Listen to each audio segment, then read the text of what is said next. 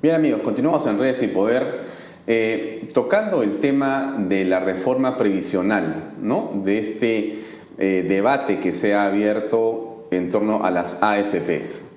Y estamos hoy día con Sergio Urzúa, que es profesor de la Universidad de Maryland, pero que ha sido un miembro muy importante de la comisión en Chile, que se encargó de ver el diagnóstico justamente del sistema previsional chileno. Y por eso lo hemos invitado para conversar y que nos dé unas luces de qué pasó allá y qué podría pasar aquí en el Perú. Sergio, buenas noches. Muchas gracias, buenas noches. Bien, lo primero que quisiera preguntarte es cómo, digamos, se puede evitar que el tema de las pensiones, que el tema previsional caiga en manos de los candidatos presidenciales y de manera irresponsable se destruya, se altere o pueda generar un problema, digamos, a largo plazo en el sistema en general. A ver, yo creo que es de alguna forma inevitable que el tema de pensiones sea parte del debate político en cualquier elección. El Perú, digamos, dado que ustedes el próximo año van a tener las elecciones, es evidentemente un tema muy importante y que está tomando gran relevancia. En el contexto de Chile el riesgo es más o menos el mismo. Tenemos la preocupación de que el tema también sea parte de la agenda y el debate. Creo que la forma más segura de blindar los sistemas de pensiones, tener una discusión productiva de largo plazo, es justamente primero prestar particular atención a la evidencia y tratar de ser lo más pragmático posible en términos de poder evaluar qué cosas han funcionado, qué cosas no han funcionado, con instituciones independientes que puedan permitir utilizar la información disponible para entregar ese tipo de análisis. Y creo que lamentablemente la región en general, tales instituciones no han existido. Y nosotros como Comisión de Pensiones, en el caso de Chile, esta institucionalidad de alguna forma ha servido justamente para regular de alguna forma las intenciones políticas de quizá avanzar sin un marco técnico, sin un mensaje claro respecto hacia dónde avanzar. Esa ha sido un poco la fórmula de Chile para contener la presión respecto del potencial abuso, si tú quieres, desde el punto de vista político de los candidatos. Sergio, entonces tú estás señalando que de alguna manera lo que hay que evitar es que la seducción del tema, el appeal, digamos, lo sexy que puede ser traerse abajo el sistema, contamine la importancia que es justamente preservarlo y debatir de manera ordenada, con argumentos y técnicamente sobre un tema tan importante. Entonces, en Chile lograron, según la experiencia de la Comisión Bravo, lograron justamente cruzar ese umbral de la demagogia y comenzar por lo menos a diagnosticar el problema. Ese diagnóstico, ¿cómo fue que se, digamos, estructuró, cómo se armó, quiénes participaron y cómo pudieron, digamos, contener la avalancha quienes pedían también las cabezas de las AFPs antes que una solución? A ver, esto es, en el contexto de la discusión en Chile, el uso de las comisiones presidenciales o en algunos casos ministeriales para analizar temas específicos está bastante utilizado y ha sido de mucha utilidad porque justamente permite juntar a conversar a técnicos en un ambiente de discusión técnica para analizar temas de largo plazo. Pensiones siendo el caso patológico probablemente, después de la experiencia que tuvimos nosotros con la Comisión Marcel en el primer gobierno de la presidenta Bachelet y ahora con la Comisión Bravo que trata de buscar un rol parecido. Si es que nosotros pudimos no contener lo que tú planteas, ¿cierto? Que este populismo previsional, si tú quieres, eso está por verse. No sabemos cómo va a utilizar esta administración o las siguientes administraciones las propuestas que fueron evacuadas, digamos, en esta comisión. Los comisionados tuvimos una discusión seria, tuvimos muchas discrepancias, esas discrepancias están reflejadas en el informe, en la cual tú observas las distintas propuestas de distintos grupos y que además no solamente están las propuestas, sino que las visiones a favor o en contra de ellas por los distintos comisionados. Y yo creo que ese tipo de discusión, la verdad, ayuda al país. O sea, al final del día, independiente de cuál sea el camino, ese documento está. ese documento es un documento que puede ser utilizado, que puede ser leído por el público, personas que son parte de la discusión política lo pueden analizar y creo que eso contribuye muchísimo. Entonces, lejos de estar pensando que de repente, aprobando una ley que permite que yo a los 65 años pueda retirar el 95.5% de mis ahorros previsionales, en vez de hacer eso, valdría la pena, según lo que ustedes han tenido como experiencia, intentar que se realice, se forme, se constituya una comisión para analizar el tema. Lo que pasa es que la gente no tiene ganas de esperar a esas comisiones. Pero puede tener poca fe.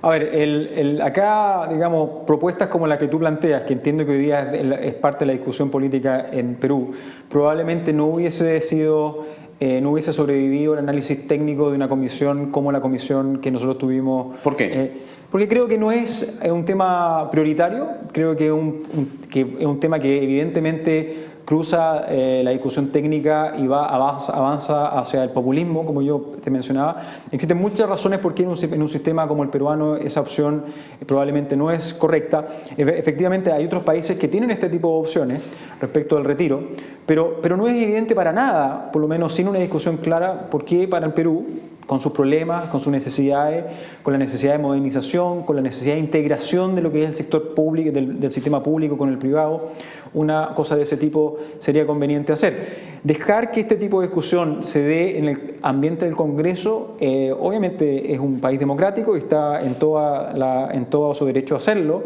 ¿cierto? Los congresistas, pero probablemente lo ideal sería tener al menos una discusión técnica que justifique las medidas. Y estas cosas no se hacen en unas par de semanas. O sea, lo que se hizo en Comisión Marcel y nosotros con la Comisión Bravo, nosotros nos juntamos durante 18 meses con más de 50 reuniones, con visitas de sindicatos, gremios, organismos internacionales, universidades, académicos, que fueron a presentar sus visiones y en función de eso, con encuestas además que hicimos, visita a distintas regiones por parte de los comisionados y en función de eso se tiene una discusión técnica que obviamente hay gente que tiene discrepancia y al final del día se entrega un documento que puede servir sin duda a una discusión respecto de hacia dónde tiene que moverse el sistema de pensiones. Dejar esto sin ese componente, digamos, técnico, obviamente te da la posibilidad de empezar a improvisar. Y sabemos, digamos, dónde uno termina con este tipo de cosas. O sea, la historia está plagada de casos de gente muy bien intencionada que busca satisfacer la necesidad de determinado grupo y al final del día el impacto que tiene eso sobre el bienestar de la población es inmenso. Ínfimo. Hablemos de, digamos, Grecia, es el mejor caso. Sergio, hay dos temas importantes que quiero preguntarte. El primero es el tema educativo. Sí.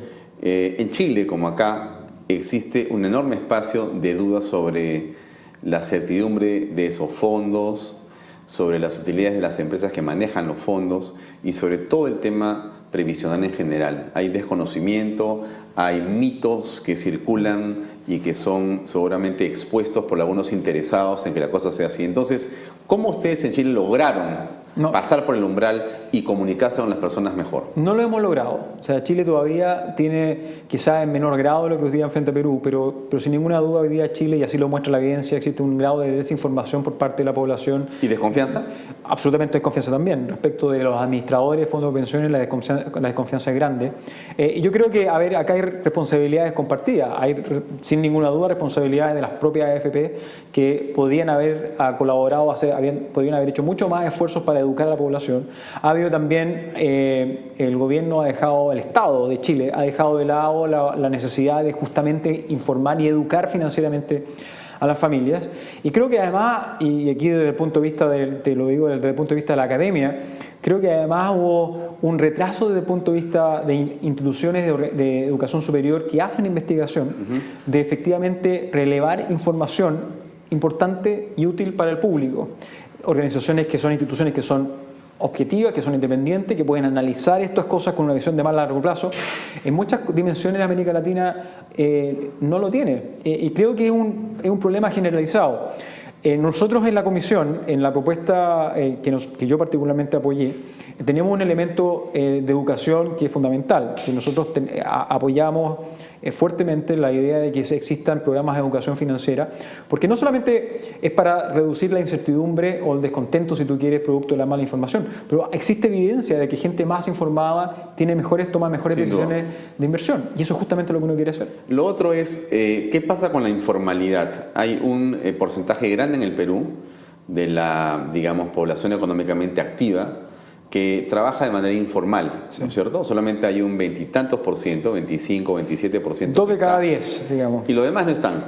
Entonces, ¿cómo va a ser un sistema que pueda funcionar y desarrollarse y ser justamente lo que quisiéramos, solidario, si solamente un tercio funciona y está pagando y están sobre esos hombros está cargando todo? Bueno, desde mi perspectiva creo que es el desafío más importante del Perú.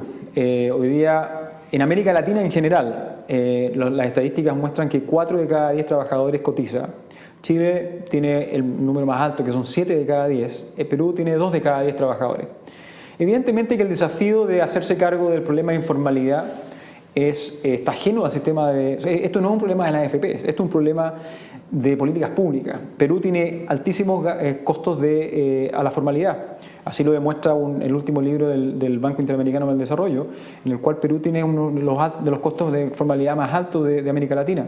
Eso evidentemente implica mayor informalidad. ¿Qué sistema de previsión de pensiones puede hacerse cargo de una población desprotegida desde el punto de vista de la formalidad, entregando un pilar solidario en el cual a los privados, por ejemplo, la administración privada se deja de lado y que sea además sustentable? Yo tengo serias dudas. Yo creo que acá la única forma de poder realmente hacer que el sistema de pensiones pueda extender su labor, ¿cierto?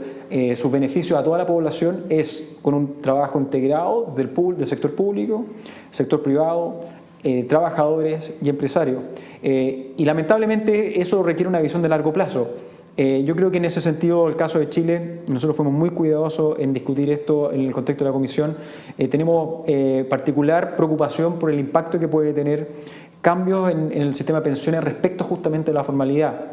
Y la verdad es que cuando uno mira las distintas posibilidades de financiamiento de pilares solidarios, como lo que nosotros tenemos, la pregunta es no si esto es del Estado o del privado, sino que cuánto es el impuesto que se tiene que poner para poder financiar esto y cuál es la distorsión de ese impuesto. Claro. Y yo creo que en ese sentido nosotros tenemos una discusión abierta, probablemente va a ser parte del debate.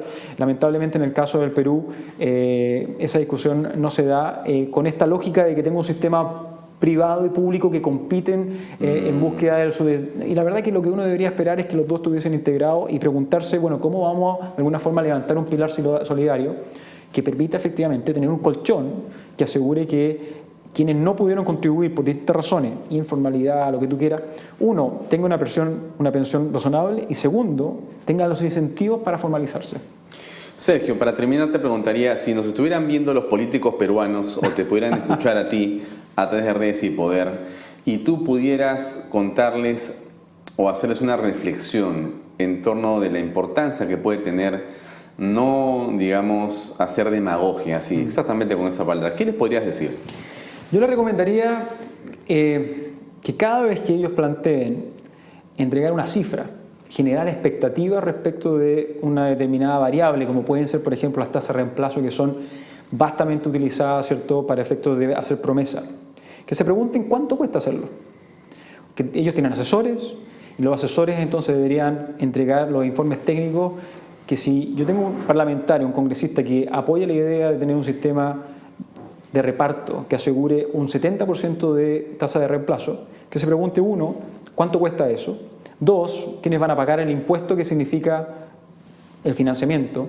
Y tres, si un país como Perú, con las necesidades que tiene en materia de salud, vivienda, educación, delincuencia, bueno, tiene la posibilidad de darse el lujo de tener un sistema de pensiones que es ineficiente, que no funciona de forma adecuada y que en el último término no necesariamente puede atacar los problemas reales de la población y al final del día el costo político lo llevan ellos.